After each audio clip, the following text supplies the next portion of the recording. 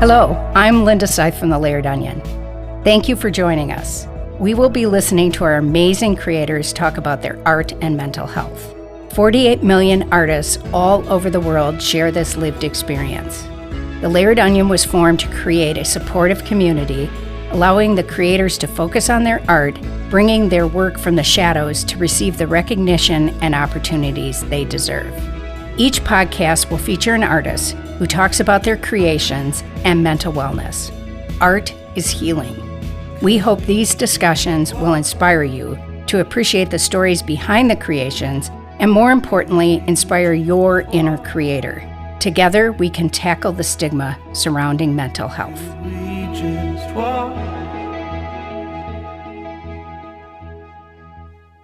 All right. Hello, Avesha. How are you? Hi, Linda. I'm good. It's good to see you. Good to see you. So maybe you could share with us your name, where you're located, and what kind of art you do. Sure.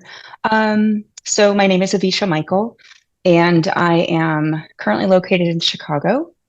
And the mediums currently that I'm doing are mostly clay ceramics and an increasing level of writing lately. Also, I'm going to add that I actually been really into storytelling, and that's actually a medium as well. So, and Awesome. I'm a photographer of 10 years prior to coming home to ceramics. So I think those are my main mediums. All right. Well, very cool. What drew you to art? Because you're quite Mm, creative. Think of all the things you do, but what drew you to art? yeah, the first thing that's coming up for me is I'd say my father.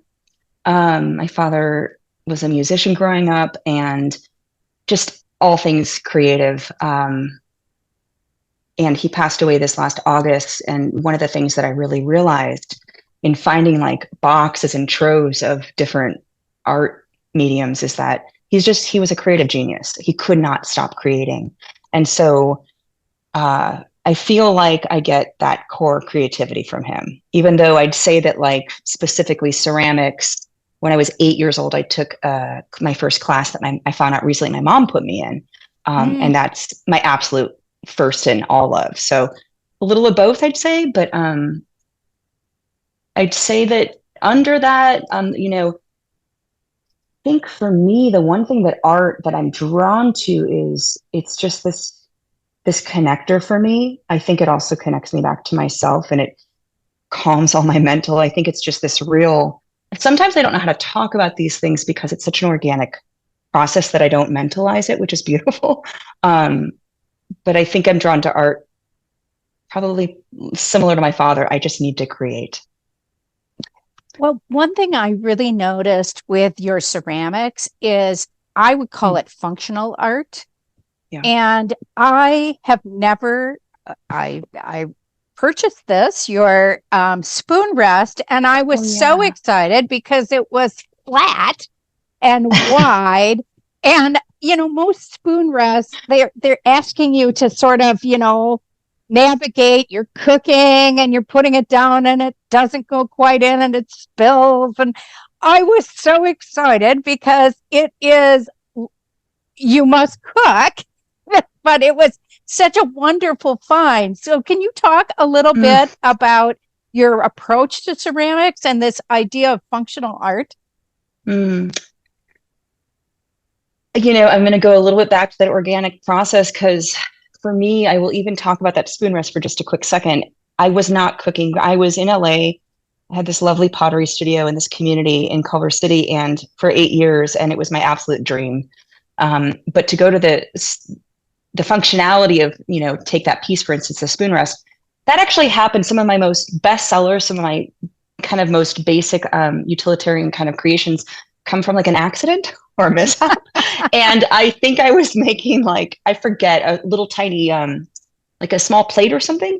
And I messed up or something. And I ended up just randomly cutting out some pieces, to make the opening for the spoon. And it turned into one of my best sellers. And it's interesting you say like wide and flat, and until you shared that just now, I had never thought about that because I don't know how to express it. It's just I j- it really is almost what I've been learning and writing lately, like, but through ceramics, I just never analyzed it, but it just, something comes through me. It just shows up. It's not, I don't sketch. I don't like I've always kind of judged myself. It's been a real insecurity of my creative process.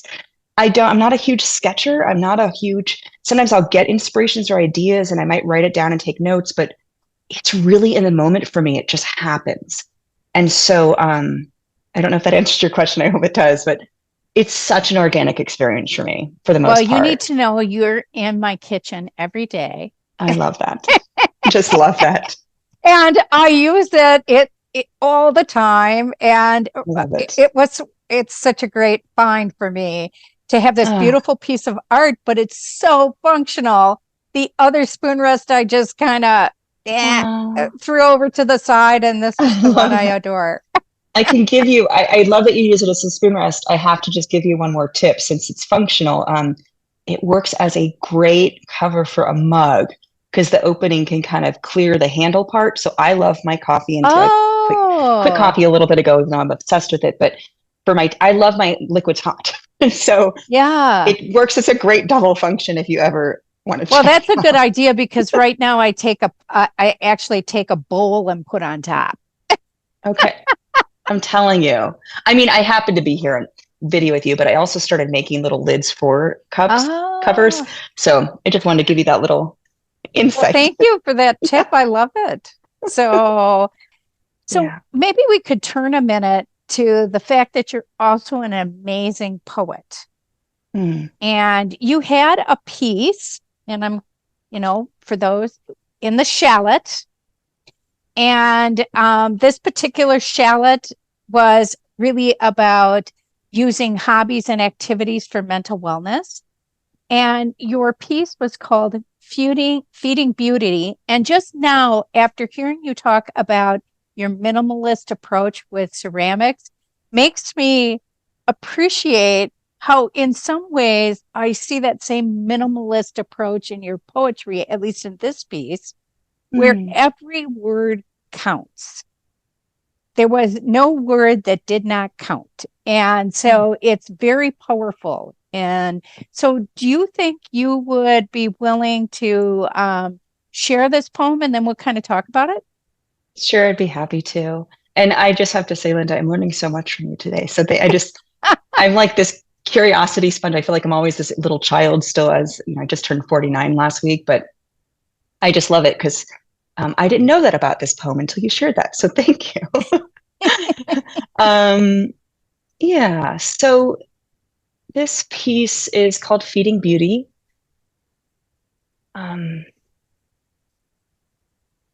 When the tree loses, the ground gains their soft surrender. Connective exchange floating downward in selfless offerings. Growth relinquished to the ebbing season, feeding beauty freely.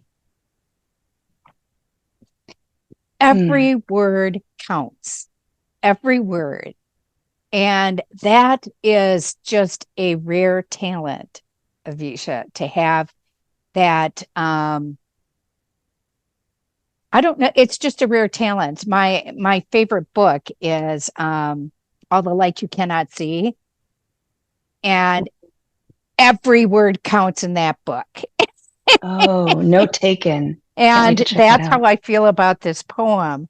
Maybe you could kind of talk about a little bit how, when you were writing it, or the time that you spent when you were thinking about this poem, or what inspired you. Sure. I want to see it again. So I believe, I don't remember when the submission was for this, but and pull me in if I get too carried away here, because there's so much. It's funny how it's a simple poem and you're saying every word counts and it's pretty minimalist in itself, but there is so much inner world that I remember. I can almost see myself sitting on my couch, the same one I'm sitting on now, in a different place, and I think it was fall or autumn, or it was just autumn. And I, having been back in Chicago, like autumn is my absolute favorite. Like for 22 years I was in LA, like I love leaves. Like I've had people send me leaves from the East Coast in a box because I'm obsessed with autumn. So it was my first autumn in 22 years. And I that was a part of it, was just really tuning into that, combined with a lot of grief that I was going through, having just lost my father unexpectedly a month after my grandma passed. It was a lot of grief and death in my family last year. And I had just moved, and pretty much, without going into the details, fled my life of 22 years in LA due to some trauma. So I think that this poem came from really tuning into the emotional landscape and the honesty of kind of what I was visually experiencing out my window, with the leaves falling and the decay and all the walk. I was going on a lot of walks at that time as a therapeutic support during all this loss. And I think it was a combination of just using what I was experiencing, because I'm such a visual person, but also combining that and tuning into my emotional landscape and the healing process I was on at the time. And I think that was a big part of it. I'm just going to take another peek at the poem real quick.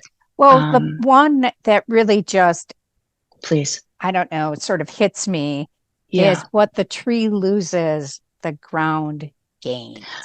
Okay. Yeah. So powerful. You just gave me chills as I heard you. Thank you so much for sharing that. I think for me, what comes up for me as you reflect that is, I really felt is, so I'm not used to talking this openly about certain, I won't go into like an extensive story about it, but like I've been in such heightened survival mode, like to an extreme, that I was like, I guess if there's one place I can talk about it, it's here with you, but I am and was working with like debilitating PTSD every single day of my life last year after I moved. And I think what that line expresses for me, as I hear you read that, is